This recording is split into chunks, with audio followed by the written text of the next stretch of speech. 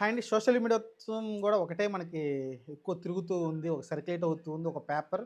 అదే జ జగన్‌ని సైకోగాడు అని ఏదైతే బాలకృష్ణ అన్నాడో, యాక్చువల్‌గా ఆయనకి మెంటల్ సర్టిఫికేట్ ఒకటుంది. ఆయన మెంటల్ కండిషన్ బాగాలేదు. అతను అన్‌హెల్తీ పర్సన్.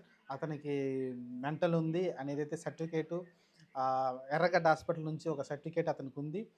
దాని కారణంగానే అతను ఆ రోజు అరెస్ట్ కాకుండా లేకుంటే జైలుకెళ్ళకుండా అతను కాపాడింది ఏదైతే బెల్లంకొండ సురేష్‌ని తుపాకుతో కాల్చిన కేసులో అతనైతే బయటపడడం చూసాం. మెంటల్ సర్టిఫికేట్ ఆధారంగా పెట్టుకొని ఇతను మతి స్థిమితం లేని స్థితిలో అతను తుపాకీతో కాల్చాడని కోర్ట్‌లో సబ్మిట్ చేసి అతను జైలుకెళ్ళకుండా బయటకొచ్చాడనైతే అప్పుడు చెప్పుకోవడం చూసాం. అది నిజమే అని చాలామంది నమ్ముతూ ఉంటారు. దాదైతే ఒక సర్టిఫికేట్ అయితే కొంచెం వైరల్ చేస్తా ఉన్నారు.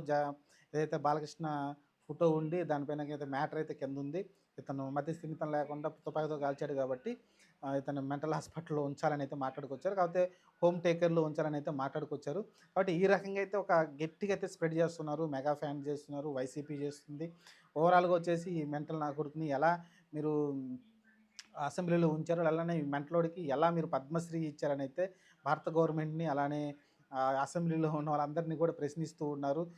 కాబట్టి దీనిపైన ఒక చిన్న మాట, ఒక తప్పుడు మాట అన్నందుకు ఈరోజు ఎంత మూల్యం చెల్లించుకున్నాడో బాలకృష్ణ. ఇంతకుముందు ఇలాంటి మాటలు చాలా మాటలు అన్నప్పటికి కూడా అది పెద్దగా సీరియస్‌గా తీసుకోలేదు. కాకపోతే ఈరోజు చిరంజీవి కాబట్టి ఒక పెద్ద మనిషి సినిమా ఇండస్ట్రీలో చాలా రోజుల పాటు ఆయన చాలా ఉన్నత స్థాయిలో ఉన్నారు.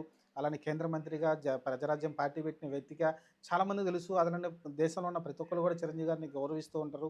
ప్రధానమంత్రి కాడి నుంచి అందరూ కూడా ప్రతి ముఖ్యమంత్రి కూడా గౌరవిస్తూ ఉంటారు ఆ చిరంజీవి గారిని. అలాంటి వ్యక్తిని అలా ఎటకారంగా మాట్లాడడం అనేది చాలా సహించలేకపోతున్నారు మిగతా వాళ్ళు కూడా. అలానే జగన్మోహన్ రెడ్డిని అసెంబ్లీ సాక్షిగా సైకోగాడు అనటం అనేది, ఎందుకంటే పబ్లిక్ మీట్‌లో ఎక్కడైనా అంటే అది పెద్దగా ఆహ్, అనేవాళ్ళు కాదు. పెద్దగా దాన్ని పట్టించుకునేవాళ్ళు కూడా కాదు.